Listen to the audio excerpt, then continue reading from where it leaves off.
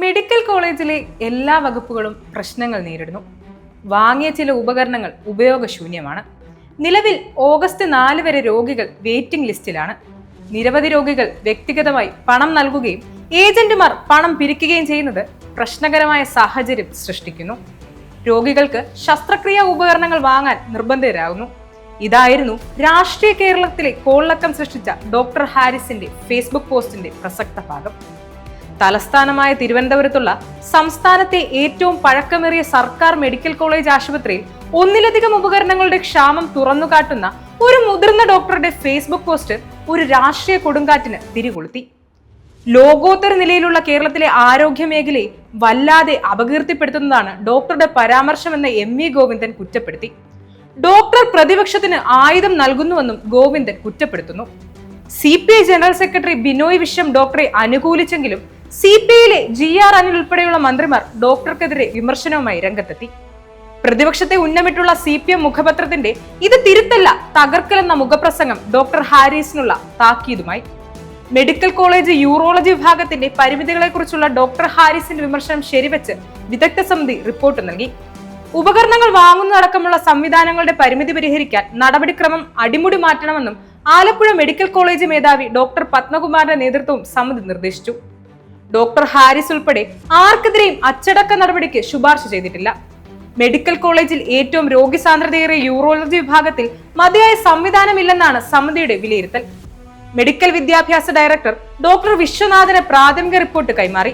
പിന്നീട് മന്ത്രി വീണ ജോർജിന് റിപ്പോർട്ട് നൽകി.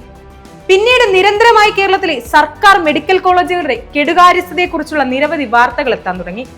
അതിന്റെ അവസാനത്തേതായിരുന്നു കോട്ടയം മെഡിക്കൽ കോളേജ് കെട്ടിടം തകർന്നു വീണ് തലയോലപ്പറമ്പ് സ്വദേശിയായ ബിന്ദു എന്ന വീട്ടമ്മയുടെ മരണം.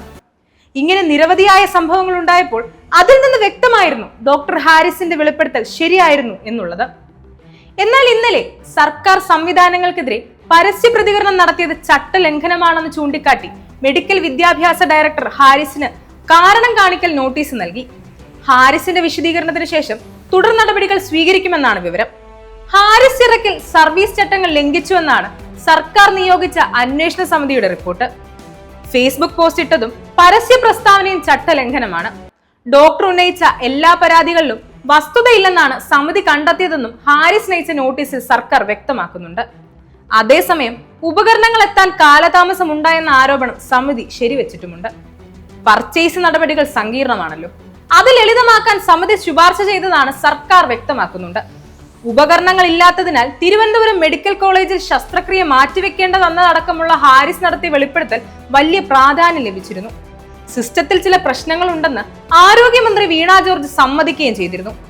ഇപ്പോഴിതാ ഉപകരണം ഉണ്ടായിട്ടും ശസ്ത്രക്രിയ മുടങ്ങിയെന്ന കാരണം കാണിക്കൽ നോട്ടീസിലെ ആരോപണം കള്ളമാണെന്ന് ഹാരിസ് ഡോക്ടർ പ്രതികരിക്കുന്നുണ്ട്.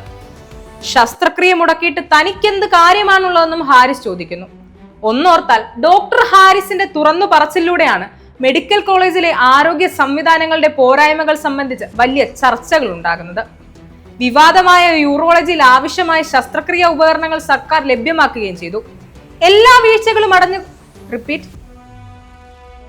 വഴികളും അടഞ്ഞുകൊണ്ടിരിക്കുകയല്ലേ ആതുര സേവകനായ ഒരു ഡോക്ടർ സമൂഹ മാധ്യമങ്ങളിൽ സംസാരിക്കേണ്ടി വന്നത്. തെറ്റായ കാര്യങ്ങൾ പ്രചരിപ്പിച്ചു, സർക്കാർ അപകീർത്തിപ്പെടുത്തിയെന്നും നോട്ടീസിലുണ്ട്. ഇന്നലെ കേരളത്തിലെ ജനങ്ങൾക്ക് മുഴുവൻ മികച്ച ചികിത്സ വേണമെന്ന് വാശി പിടിച്ച് സർക്കാർ സംവിധാനങ്ങളോട് കലഹിച്ച ആ മനുഷ്യൻ ഉള്ളുലഞ്ഞ് വികാരാതീതനായി കരഞ്ഞുകൊണ്ട് മാധ്യമങ്ങളെ കണ്ടപ്പോൾ ഒരു സാധാരണക്കാരി എന്ന നിലയിൽ എന്റെയും നെഞ്ചു പിടഞ്ഞിരുന്നു. താൻ ആഭിമുഖ്യം പുലർത്തുന്ന പാർട്ടിയുടെ സർക്കാരിനെ പിടിച്ചുകുലുക്കുന്ന വിഷയമായിട്ടും സമ്മർദ്ദങ്ങൾ ഒരുപാടുണ്ടായിട്ടും ഡോക്ടർ ഹാരിസ് നിലപാടുകളിൽ വെള്ളം ചേർത്തിട്ടില്ല. ഡോക്ടർ ഹാരിസിന്റെ വെളിപ്പെടുത്തൽ സർക്കാർ ആരോഗ്യ മേഖലയിലെ പൊളിച്ചെഴുത്തിന് കാരണമാകുന്നുവെന്നാണ് ഡോക്ടർമാരുടെ സമൂഹം ഒന്നടങ്കം പ്രതീക്ഷിച്ചിരുന്നത്. ഫലത്തിൽ പാവപ്പെട്ട രോഗികൾക്ക് മെച്ചപ്പെട്ട ചികിത്സ കിട്ടുമെന്ന പ്രതീക്ഷയിൽ ജനങ്ങളും ഉണ്ടായിരുന്നു.